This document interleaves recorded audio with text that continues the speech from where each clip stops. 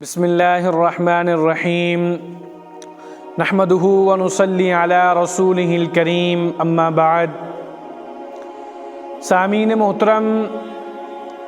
ہمارے جتنے بھی اکابرین علماء کرام گزرے ہیں،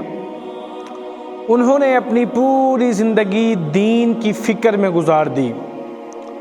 اور انہوں نے ہمیں بھی یہ سبق دیا کہ ہمارے دل و دماغ کے اندر بھی دین کی فکر ہونی چاہیے۔ آج میں آپ حضرات کو چند ایسے واقعات سناؤں گا کہ آپ سن کر اس کو حیران ہو جائیں گے، اور آپ دیکھیں گے کہ ہمارے اکابرین جو گزرے ہیں ان کے اندر کتنی دین کی فکر ہوا کرتی تھی۔ ان کے اندر بھی دین کی فکر ہوتی تھی، ان کے گھر والیوں یعنی ان کی بیویوں کے اندر بھی یہی فکر ہوا کرتی تھی، گھر والوں کے اندر بھی یہی فکر ہوا کرتی تھی کہ کس طرح دین پوری دنیا میں پھیل جائے۔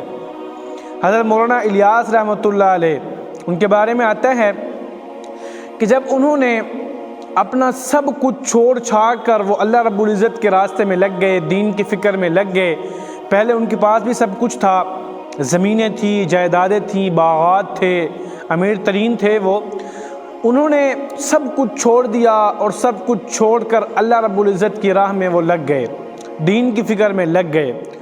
تو کسی نے ان سے کہا کہ دیکھیں، آپ کی زمینیں پڑی ہوئی ہیں، لوگ آپ کی زمینوں پر، آپ کے باغات پر قبضہ کر رہے ہیں، تو آپ ٹھیک ہے دین کی فکر بھی کریں، اللہ کے راستے میں بھی جائیں، لیکن تھوڑا سا یہاں بھی توجہ دے لیں۔ تو مولانا الیاس رحمۃ اللہ علیہ نے فرمایا کہ میں اپنا ایک منٹ بھی وہاں پر ضائع کرنا نہیں چاہتا، کیونکہ دنیا عارضی ہے۔ اور وہ لگ گئے اللہ رب العزت کی راہ میں، سب کچھ ختم کر دیا انہوں نے، دنیا داری کو چھوڑ دیا۔ اب جب اللہ رب العزت کی راہ میں لگ گئے، سب کچھ ختم ہو گیا، تو حالات ایسے آ گئے کہ فاقہ کرنا پڑا۔ کبھی رات کو ہوتا تو دن میں نہ ہوتا، دن میں کچھ ہوتا تو رات کو نہ ہوتا، کبھی کبھی پورا پورا 2 دن گزر جایا کرتے، ان کے لیے کھانے کا کچھ نہیں ہوا کرتا تھا۔ یہاں تک کہ رمضان المبارک آ گیا، اور ان کے پاس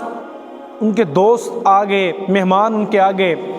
تو اب رمضان المبارک میں حالات کچھ ایسے ہیں کہ کچھ کھانے پینے کا نہیں، اب افطاری کا وقت ہے، اور مہمان بیٹھے ہیں دسترخوان پر، اور دسترخوان پر کیا ہے کہ پانی ہے، اور اس وقت ایک درخت ہوا کرتا تھا، یا شاید اب بھی ہو، کہ اس پر ایک ایسا پھل لگتا ہے جس کو جانور کھاتے ہیں، زیادہ تر جانور کھاتے ہیں،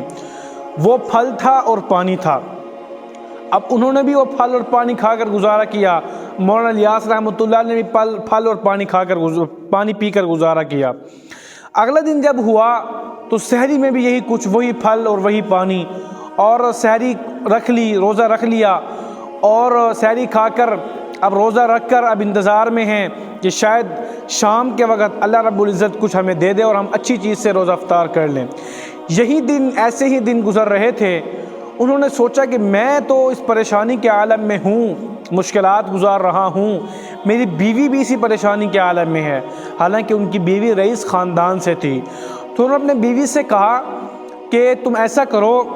کہ دیکھو میرے پاس تو یہی کچھ ہے، کیا پتہ کب تک میری زندگی میں، میری قسمت میں یہی کچھ ہوگا، تو میرا تم سے ایک مشورہ ہے، میں تمہیں خوشی خوشی آزاد کرنے کے لیے تیار ہوں، میں تمہیں طلاق دینے کے لیے تیار ہوں، میری دعا ہے جب میں تمہیں طلاق دے دوں تم عدت گزار کر تمہیں کھاتے پیتے شخص کے ساتھ شادی کر لینا۔ جب یہ بات سنی ان کی بیوی نے تو فوراً وہ اپنے کمرے میں گئی، یا اس وقت چھوٹے چھوٹے کمرے ہوا کرتے تھے، ان میں گئی، اور ان میں سے جا کر ایک تھیلی لے کر آئی جس میں ان کے سونے تھے، چاند جو سونے ہوا کرتے تھے، یعنی کہ بالیاں اور ہار وغیرہ، اور کچھ اشرفیاں تھیں، اور لا کر انہوں نے اپنے شوہر یعنی مولانا الیاس رحمۃ اللہ علیہ کے ہاتھوں پر رکھ دی۔ فرمایا کہ جو بھی میری جمع پونجی تھی وہ یہ میرے پاس ہے، آپ اس کو رکھو، گزارا کرو، اور میں آپ سے جدا ہونے والی نہیں ہوں، میں ساری زندگی اسی حالت میں آپ کے ساتھ گزاروں گی۔ اللہ اکبر! یہ تھی ان کے اندر دین کی فکر۔ تو دین کے لیے وہ فاقے کیا کرتے تھے، دین کے لیے اپنا سب کچھ چھوڑ دیا کرتے تھے۔ مولانا قاسم نانوتوی رحمۃ اللہ علیہ کتنی بڑی شخصیت گزری ہیں، ان کے بارے میں آتا ہے کہ جب ان کا رشتہ طے ہونے لگا تو وہ تو غریب تھے، جہاں جس لڑکی سے ان کا رشتہ طے ہو رہا تھا وہ بہت امیر ترین تھے۔ مولانا قاسم نانوتوی رحمۃ اللہ علیہ فرمایا کرتے تھے کہ دیکھو میں تو کبھی گزارا کرتا ہوں کھا کر، کبھی فاقہ کر کر میں گزارا کر لیتا ہوں، لیکن وہ جو لڑکی آنے والی ہے یعنی جو میری بیوی بننے والی ہے وہ تو امیر ترین ہے، وہ میرے ساتھ کیسے گزارا کرے گی؟ تو میرا مشورہ یہ ہے کہ آپ میری شادی وہاں نہ طے کریں۔ لیکن جو لڑکی کے والد تھے وہ فرمایا کرتے تھے کہ میں اپنی بیٹی کی شادی مولانا قاسم نانوتوی رحمۃ اللہ علیہ سے کروں گا۔ لہٰذا شادی طے پا گئی، دن رکھے گئے۔ جب شادی ہوئی تو ان کے والد نے یعنی اس لڑکی کے والد نے اپنی بیٹی کو اتنا سونا دیا، سر سے لے کر پاؤں تک سونے ہی سونے میں لاد دیا اور لاد کر رخصت کر دیا۔ جب مولانا قاسم نانوتوی رحمۃ اللہ علیہ اپنی بیوی کے پاس گئے، سلام دعا کی، حال احوال پوچھے، ان کے بعد فرمانے لگے دیکھو میں آپ سے گزارش کروں گا، میرا حکم نہیں ہے، میں آپ سے گزارش کروں گا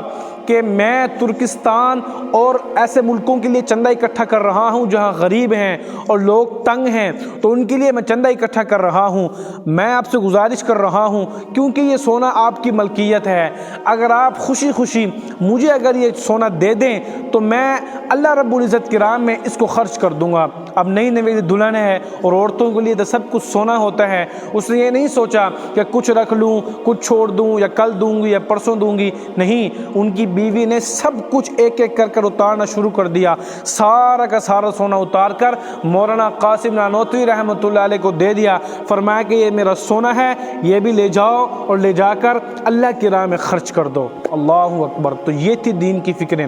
ہر چیز وہ دین کے لیے قربان کر دیا کرتے تھے، اللہ کی راہ میں ہر چیز کو قربان کر دیا کرتے تھے۔ اسی طرح ایک اور بہت بڑے سلطان گزرے ہیں، سلطان مراد علی شاہ، ان کے بارے میں آتا ہے ترکی کے یہ سلطان تھے۔ یہ رات کے وقت ان کا ایک معمول تھا کہ یہ رات کے وقت بھیس بدل کر اپنی جو علاقہ تھا اپنی گلیوں کا چکر لگایا کرتے تھے۔ ایک مرتبہ یہ جا رہے ہیں اور انہوں نے کیا دیکھا کہ ایک سڑک کے کنارے ایک شخص ہے جو لیٹا پڑا ہے اور لگتا ہے ایسے ہے کہ وہ فوت ہو گیا ہے، بالکل بے جان پڑا ہوا تھا۔ سلطان مراد علی شاہ گئے اور پاس ہو کر اپنے کانوں کو اس کے دھڑکن اس کے سینے کے قریب کیا کہ پتہ چل سکے کہ زندہ ہے یا مردہ ہے، لیکن وہ تو مر چکا تھا۔ پھر انہوں نے سلطان مراد علی شاہ نے آواز لگائی کہ بھائی یہ ایک شخص پڑا ہوا ہے، پتہ نہیں کہاں کا ہے، لیکن تمہارے علاقے کا ہے، تمہیں پتہ ہونا چاہیے، ہمیں بتاؤ، ہم اس کو گھر تک چھوڑ کر آتے ہیں۔ اب جو لوگ بھی آئے وہ کیا دیکھتے ہیں اور دیکھ کر چلے جاتے ہیں اور کہتے ہیں کہ یہ شرابی شبابی ہے، جو بھی آئے یہ کہہ کر چلے جاتے ہیں تو شرابی شرابی ہے۔ تو مولانا جو سلطان مراد علی شاہ تھے انہوں نے کہا کہ چلو جیسا بھی ہوگا اپنی زندگی میں ہوگا، اب یہ فوت ہو چکا ہے، اللہ کا بندہ ہے، لہذا میرے ساتھ آؤ، اٹھا کر ہم اس کو اس کے گھر تک لے کر جاتے ہیں۔ لہذا اٹھایا اور اٹھا کر اس کو گھر تک لے کر گئے، گھر میں رکھا اور سب کے سب چلے گئے، لیکن سلطان مراد علی شاہ وہیں پر ٹھہر گئے، وہیں پر رک گئے۔ جیسے ہی رکے ان کی بیوی آئی، پھوٹ پھوٹ کر رونے لگی اور کہا کہ اے میرے سرتاج، میں کل قیامت کے دن گواہی دوں گی کہ تم اللہ کے ولی تھے۔ اب سلطان مراد علی شاہ بڑے حیران ہوئے کہ یہ کہہ رہی ہے کہ اللہ کا ولی ہے اور لوگ اس کو شرابی کہہ رہے ہیں، حالانکہ بیوی کو تو سب کچھ پتہ ہوتا ہے۔ تو اس نے پوچھا سلطان مراد علی شاہ نے کہ میں ایک بات پوچھوں، ناراض نہ ہونا، کہ لوگ اس کے بارے میں اس کو شرابی کہہ رہے ہیں اور آپ اس کو اللہ کا ولی کہہ رہی ہیں، یہ کیا ماجرا ہے؟ تو اس نے بڑا پیارا بات کی، اس کی بیوی نے بڑا پیارا جواب دیا۔ اس کی بیوی کہنے لگی کہ دیکھیں، ہم اونچے چوڑے خاندان سے ہم تعلق نہیں رکھتے، دیہڑی دار ہم مزدور ہیں، تو یہ جو بھی کما کر لاتے اس میں سے کچھ بچتا تو یہ شراب خرید کر لاتے تھے، اور شراب خرید کر جب لاتے تھے تو ہمارے گھر کی جو نالی ہے وہاں پر اس شراب کو بہاتے تھے، اور بہا کر یہ اللہ رب العزت سے فرمایا کرتے تھے کہ اللہ میں نے اتنی شراب کو جتنی مجھ سے ہو سکی امت کے منہ لگنے سے روک دیا، یا اللہ اس عمل کو میرے قبول فرما لینا۔ اللہ اکبر! تو یہ تھی ان کے دل میں، ان کے دل و دماغ میں دین کی فکر، اپنا سب کچھ وہ دین کے لیے قربان کر دیا کرتے تھے، سب کچھ اپنی جان تک دین کے لیے قربان کر دیا کرتے تھے۔ تو اس لیے ہمیں چاہیے کہ ہمارے اندر بھی دین کی فکر ہو، ہمارے اندر بھی دین کی فکر ہو، اور ہم خود بھی جو ہمیں ہمارا دین سکھاتا ہے ہم اس کے مطابق زندگی گزاریں۔ اللہ پاک ہم سب کو عمل کی توفیق عطا فرمائے۔ اگر آپ کو ہمارا یہ بیان پسند آیا ہو تو لازمی ہمارے چینل کو سبسکرائب کر دیجئے گا، بیل آئیکن کو ضرور کلک کر دیجئے گا تاکہ ہماری ہر آنے والی ویڈیو آپ کو بآسانی مل سکے۔ اللہ پاک ہم سب کا حامی و ناصر ہو۔